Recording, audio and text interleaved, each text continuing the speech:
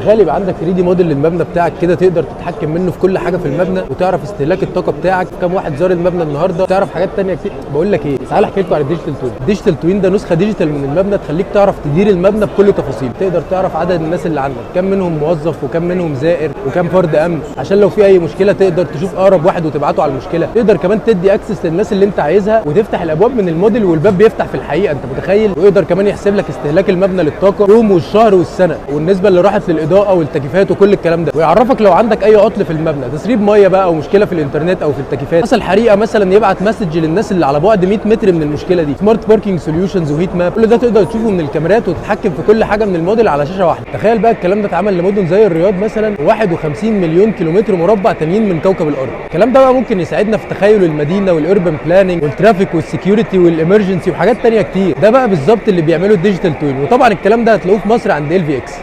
معلومه